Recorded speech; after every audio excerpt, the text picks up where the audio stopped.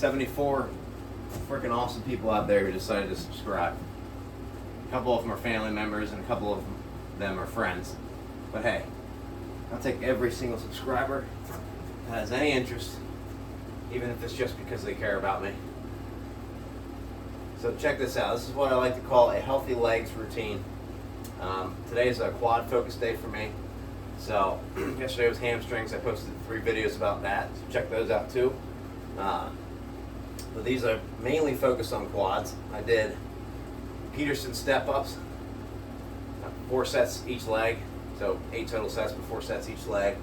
And then I did what I call the ATG squat. And these are for Toes Guy Athletic Truth Group. Heel elevated on these. Found these on Amazon. They're freaking great. They're steel, really heavy duty. They can handle a good bit of weight. I think they're rated for 300 or so pounds. And then I did front rack position, full range of motion squats in those. Feet kind of close together. I find that really targets the quads well. And then I like these reverse Nordics. This is my superset. I take a 1-minute rest in between exercises. 3 total exercises.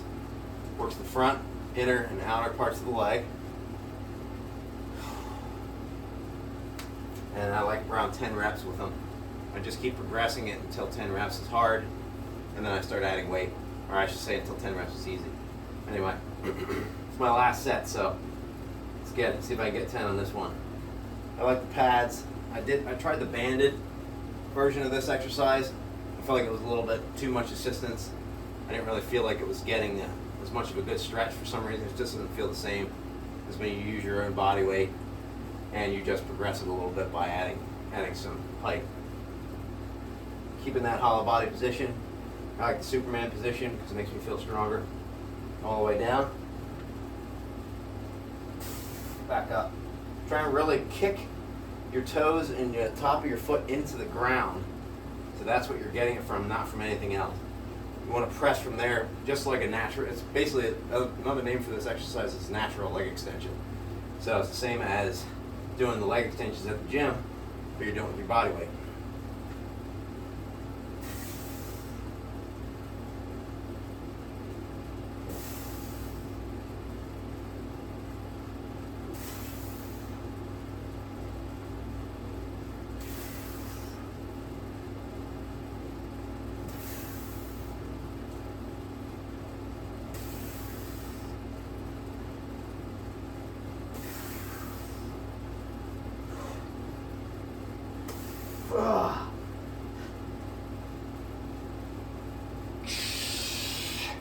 I'm going to stop at 9.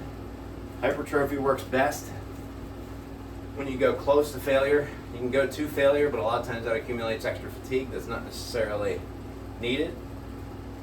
All the studies pointed that 1 to 2 reps, sometimes even 3. I think the rep range really affects that range, or the distance from failure that you can be. If you're only doing 3 reps and you're 2 reps from failure, that may not be the same as, but then again it is hypertrophy. So I try to stay 1 rep away from failure at the most. I like to fail at least once per day, although on legs, as you guys probably know, failing is just a different animal.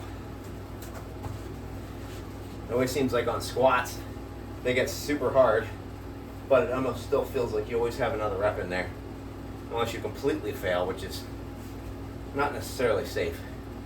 Alright, I call this the 90-90 hip flexor lift. I like kettlebells for weight. Make sure you're in that 90-90 position. And when you're pushing, you want to push basically off of your ankle, side of your foot, drive that into the ground.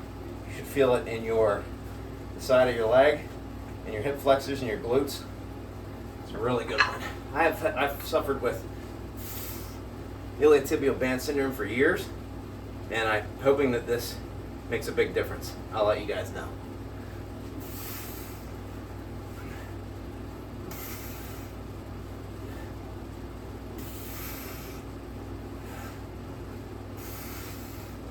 Driving your hips forward. Get your crotch over your foot.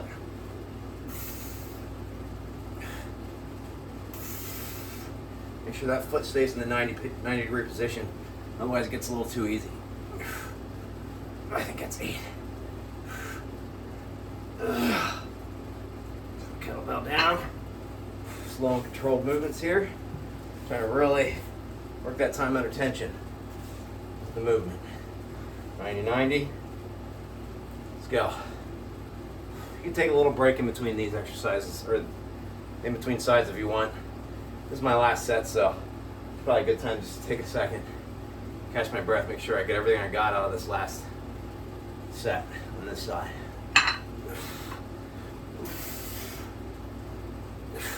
Get driving your hips through.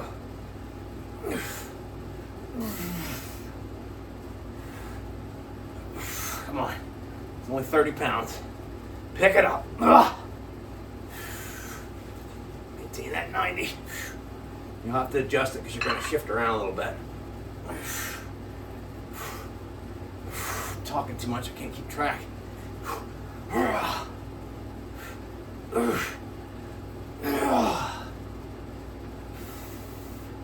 Slow and controlled.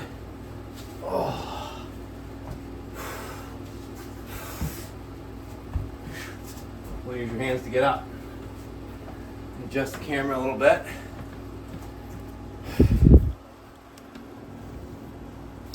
This is the butterfly. This is another ATG, knees over toes guy exercise. I don't remember what the standard is. It's one of his standards.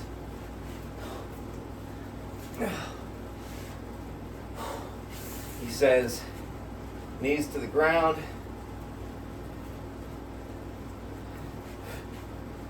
I use the kettlebell to keep my feet as close to my crotch as I can. I feel like I'm using the word crotch a lot in this video. And I just use plates one at a time. I'm gonna have to let them slip off.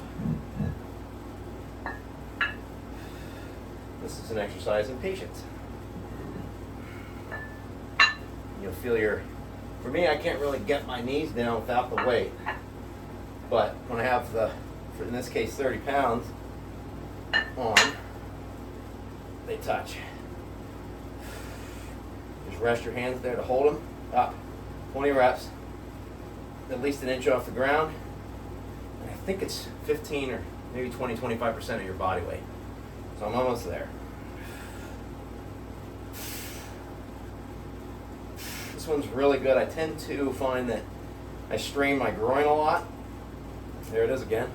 I strain my groin a lot when I'm sprinting.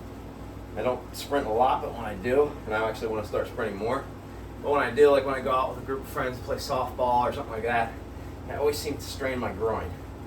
This exercise is supposed to be good for preventing that, strengthening those muscles through a stretched range of motion. To prevent injuries.